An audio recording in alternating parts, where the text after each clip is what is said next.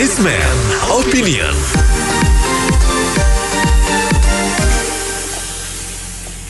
Mitra bisnis, kemarin Menteri Kesehatan mengumumkan kasus corona varian Omikron pertama di Indonesia. Namun Menkes mengungkapkan pasien itu tanpa gejala sama sekali dan telah dinyatakan negatif dalam waktu tidak lebih dari seminggu. Saat diumumkan, IHSG langsung anjlok dan banyak pihak mulai khawatir. Namun Menkes menegaskan agar masyarakat tidak panik dan pastikan tetap melakukan protokol kesehatan ketat. Apa komentar Anda mitra bisnis mengenai dampak masuknya Omikron di Indonesia ini dan apa saran Anda untuk pemerintah? Silakan berikan komentar dan saran Anda di 633-9160, 633-9160. Kita lihat bahwa Omikron sudah banyak ya di 77 negara. Kemarin di Inggris sudah 88.000 per hari, sudah mencapai puncak banyak-banyaknya. Tapi kelihatannya gejalanya masih ringan-ringan aja. Ya, kita harapkan sih virus ini bermutasi terus tapi ke arah yang melemah sehingga nanti jadi flu biasa dan hilang sendirinya. Nah, cuma memang dalam mengatasi ini kita lihat masyarakat kita sekarang sudah prokesnya sudah mulai menurun nih. Kayak masker udah mulai menurun pemakaiannya. Saya kira pemerintah mulai harus kayak dulu menurunkan orang-orang tuh memantau yang memakai masker sehingga mereka diwajibkan pakai masker. Itu yang paling penting saya pikir. Karena kalau mencegah mobilisasi agak susah, tapi masker ini memang penting untuk difokuskan oleh pemerintah. Terima kasih. Pertama-tama kita harus sadar pemerintah Indonesia telah melakukan yang terbaik dan menjadi negara yang salah satu negara terbaik dalam penanganan COVID. Ya, Jokowi dipuji-puji. Dan sampai sekarang saya melihat langkah pemerintah Indonesia benar sekali. Adalah tugas Kemenkes untuk mengumumkan apapun yang terjadi di negara kita. Itu udah tugas beliau. Namun kita sendiri harus mencermati jangan hanya kata-kata Menkes, tapi kita harus mencermati bukti-bukti dari luar yang menyatakan bahwa di negara-negara yang sudah terlebih dahulu terpapar Omikron ini tidak ada yang meninggal dan mereka memang sembuh sendiri. WHO pun pertama-tama pernah bicara bahwa Omikron ini dianggap sangat berbahaya, spreading sangat cepat, jauh lebih cepat daripada Delta dan lain-lain. Tapi kemudian kalau nggak salah 1 atau 2 minggu lalu WHO meralat bahwa ternyata didapati Omikron ini tidak berbahaya, hanya seperti flu biasa.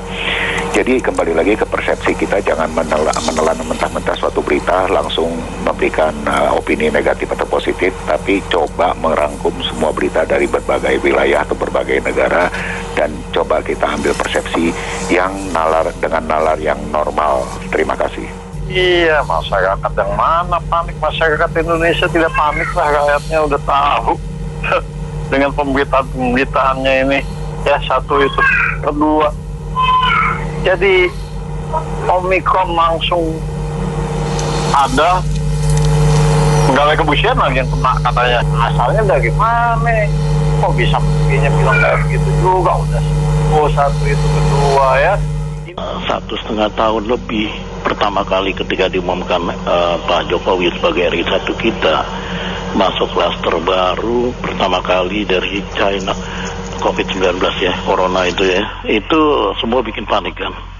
Kemudian dan lama lagi ada klaster baru dari India yaitu varian Delta juga membuat panik, dan sekarang adalah virus ketiga, gelombang ketiga Omikron dari Afrika Selatan, notabene dari Afrika Selatan. Ya tentunya saran kita sebagai masyarakat harusnya pemerintah atau Departemen Kesehatan memberikan secara rinci ciri-ciri orang yang terkena dampak influensi daripada varian tersebut, Omikron ini. Jadi perlu tetap diwaspadai selain menggunakan program antar warga yaitu 3M atau M, cuci tangan, menjaga jarak, memakai masker, menghindari kerumunan. Sementara pemerintah melakukan 3T, testing, kemudian treatment perawatan dan tracing pelacakan. Nah ini harus menjadi satu kolaborasi. Di samping itu juga pemerintah harus menertibkan warga negara yang dari luar yang datang ke Indonesia ini, terutama dari Afrika Selatan, untuk dikaji atau diisolasi mandiri secara penuh gitu loh, sehingga penyebaran itu tidak secara cepat. Jadi ini perlu kolaborasi kerjasama yang baik ya antara pemerintah dengan warga gitu loh. Jangan nanti saling menganggap enteng, menganggap remeh, akibatnya ya wabah akan bertambah karena virus ini tidak akan selesai sampai kapan kita tidak tahu nih. Makanya harus mengikuti protokol kesehatan dan anjuran pemerintah harus terus menerus supaya ekonomi kita harus berjalan. Jangan efek dominonya penyakit dibenahi tapi ekonomi tidak berjalan. Saya kira demikian. Saya lihat bahwa pemerintah sekali ini sangat tanggap dalam menghadapi Omikron ini. Terbukti dengan langsung menerapkan aturan protokol karantina 10 hari dan 14 hari. Termasuk begitu ada kasus di Maret langsung di lockdown. Namun, saya pikir pemerintah harus belajar tegasnya bukan hanya di atas kertas atau aturan, tapi benar-benar dilaksanakan. Jangan seperti kasus seperti Mulan Jamila dan keluarganya yang boleh dan dikecualikan dari karantina dengan menjadi karantina di rumah. Bagaimana bisa anggota DPR dan keluarganya dibandingkan dengan presiden? Wah, ini bisa kacau balau negara ini kalau seperti ini. COVID-nya bisa kemana-mana.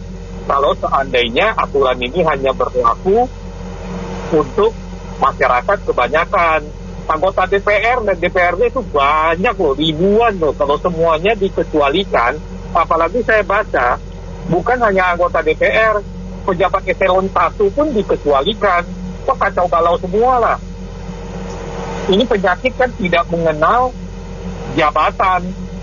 Jadi tolong pemerintah benar-benar bisa tegas dalam pelaksanaan, bukan cuma tegas di atas kertas saja. Buat apa bikin undang-undang kalau banyak pengecualian? Terima kasih.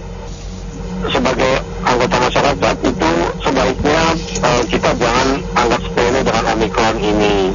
Kenapa? Karena bagaimanapun virus corona ini bisa bereaksi berbeda antara satu individu dengan individu lain, antara pria dan wanita, antar umur, antar genetik seperti itu. Jadi jangan pernah anggap sepele. Oleh karena itu diharapkan pemerintah jangan dulu membuka penerbangan luar negeri untuk masuk ke Indonesia supaya ekonomi lokal kita bergerak. Tapi kalau datang orang dari mancanegara kemudian nggak tahu di negaranya sudah berinteraksi dengan siapa, itu bisa meningkatkan resiko Indonesia masuk ke gelombang ketiga atau keempat gara-gara Omikron. Jadi ditutup dulu yang masuk dari luar negeri ke Indonesia. Terima kasih.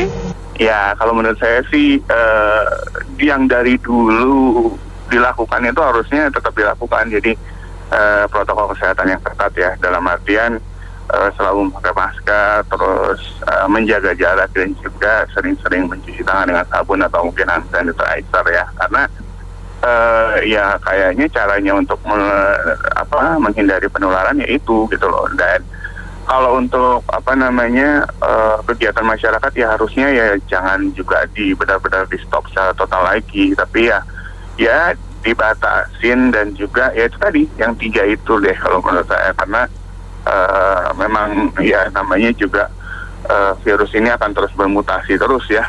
Jadi setelah Omikron ini nggak tahu nanti ada apa lagi atau apa gitu. Jadi ya kita harus benar-benar tahu cara untuk menghindarinya dan juga mungkin memperkuat imun tubuh kita ya. Itu aja deh, makasih.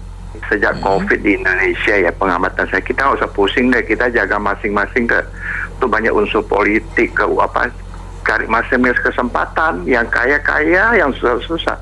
Jadi kacau balau semua, jadi nggak apa yang kita harus utarakan yang susah. Jadi kita jaga masing-masing deh. Kalau kita gini, kita yang bingung sendiri. Soal menanggapi soal COVID, soal Omikron ya, itu saya tanggapi.